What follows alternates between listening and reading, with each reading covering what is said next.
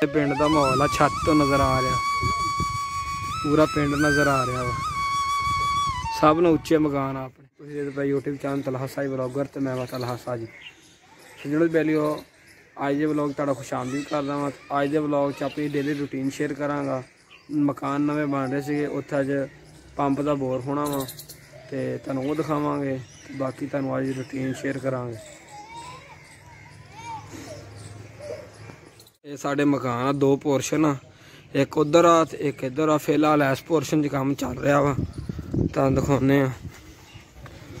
आ। Main gate आ साडा मिस्त्री आ रहा ते आ सीन ये च कल इट्टां लाइयां सीगियां। इत्त बाद रगड़ाई होएगी।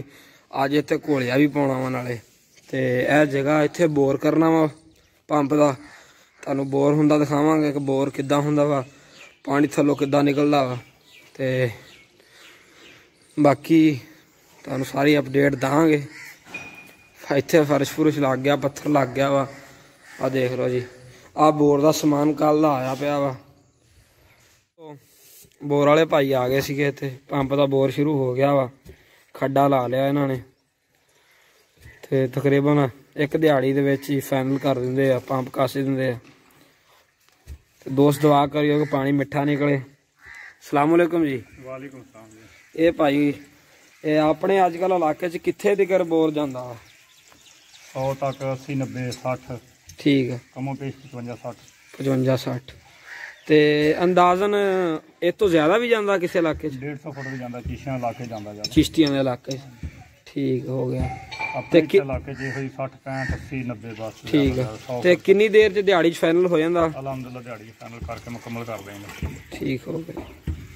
और दोस्तों शुरू आ, मुंडे लगे काम ते इंशाल्लाह कहते दिहाड़ी च फाइनल हो जाएगा।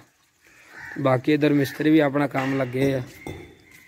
घोलिए का मसाला रेडी हो गया वा। आ देखो जी, मसाला रेडी होया पिया घोलिए वास्ते ते बस थोड़ा जिहा उत्थे इट्टां रहियां सैट करनियां करके ते इत्थे घोलिया पावांगे ते मशीनी इट लाई गई है जी। ते बाद चों ये उत्ते रगड़ाई होएगी तो बड़ा बेहतरीन फर्श बन जाता वा। जिद्दां कि पत्थर लग्या हुंदा इदां बन जाता। तो दोस्त जिहड़े घरां दा काम कराउंदे आ, जिन्हां कोल गुंजाइश नहीं हैगी पत्थर लवाउण दी, वो कोशिश करो मशीनी इट लवा के उत्ते रगड़ाई करवा लो। मिस्त्री वाली चाह लैके चले हैं। चाय का टाइम हो गया वा। दिन च 2 टाइम असीं चाय दे दी है मिस्त्रियां नूं।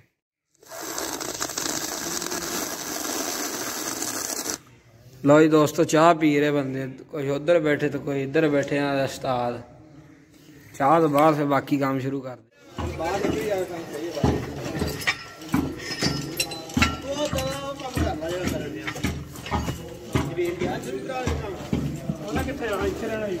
नंबर आ गया वा तो टैंकियां रख रहा वा ते छत ते चल के देखते हैं, तुहानूं भी दिखाने हैं।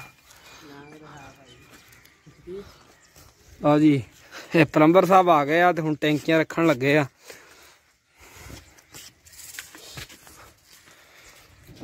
दोस्तों जिन्हें प्लास्टिक दीयां टैंकियां रखनियां होण ते इहदे आले दुआले 4 इंची दीवार करके ते दरम्यान च जिहड़ा खला बचे उहदे च कच्ची लकड़ दा बूरा भरो ते पानी सर्दियां दे विच जिहड़ा गर्म ते गर्मियां च ठंडा रहिंदा वा। एह असीं नहीं कहा, एह प्लंबर ने कहा वा। देखो जी प्लंबरां दी मार टैंकी दे विच वड़ के ते निप्पल कस रहा वा बंदा। यह 1000 लीटर की टैंकी है, यह तुर्क प्लास की मजबूत टैंकी है। माहौल आ, छत तो नज़र आ रहा, पूरा पिंड नज़र आ रहा वा। सब ने उच्चे मकान अपने।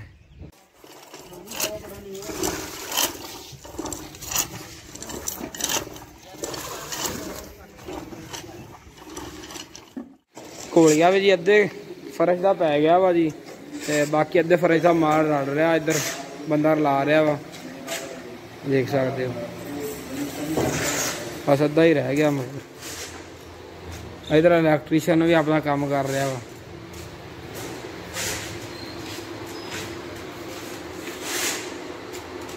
एंड तक पहुंच गया वा ते इधर दूसरे पासे बोर भी एंड ते हो गया वा ते हुण लगे आ पैप पाउण ते जोड़ जूड़ बनाउण लगे आ। तुहानूं पैप पाउंदे भी दिखावांगे बोर रेडी हो चला वा तो वास्ते पैपां दे जोड़ लग गए गर्म करके अग ते शहर तो हजे भी सिलेंडर से गर्म करते हैं, लेकिन पिंडा देसी काम पक्का अग बाल करते हैं। गैस तो महंगी बहुत आ, इवें ही है ना, ये पिंडा वालियां दा जुगाड़ आ। हुण पैप जा रहे अंदर, बोर मुकम्मल हो गया सीगा माशाअल्लाह, ते हुण पैप पै रहा, इस तो बाद पंप की फिटिंग होएगी जी।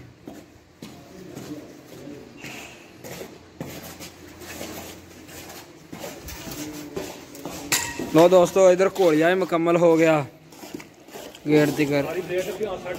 चला पंप चालू हो गया, पानी वेख लो आ रहा वा, हजे फिलहाल गारा जा आ रहा पानी च। ते आ इन्हां दे उस्ताद जी खड़े आ। उस्ताद जी पानी कितना आया जी? फिट है जी? लो जी देख सकते हो पंप लग गया, सब कुछ ओके हो गया। हुण जिहड़ा गारा निकलिया सीगा ये मिस्त्री हुण चक रहे आ, इत्थे फर्श ला के घोलिया पाउणा इन्होंने। इन्ना घोलिए दा पैप जगह हट गई सीगी। ते उम्मीद करदा अज दा व्लॉग दोस्तां नूं बहुत अच्छा लगा होएगा। अज दी रूटीन पूरी तुहाडे नाल दोस्तां नाल शेयर नहीं हुई क्योंकि काम भी काफ़ी सीगा ते व्लॉग च बनन च थोड़ी मुश्किल आई, ते लेकिन इंशाल्लाह गांह तो व्लॉग बहुत अच्छा होएगा। चैनल सबसक्राइब करो, लाइक करो, ते इंशाल्लाह ताला अगली वीडियो च मिलदे आं। अल्लाह हाफिज़, अल्लाह तुहाडा हामी।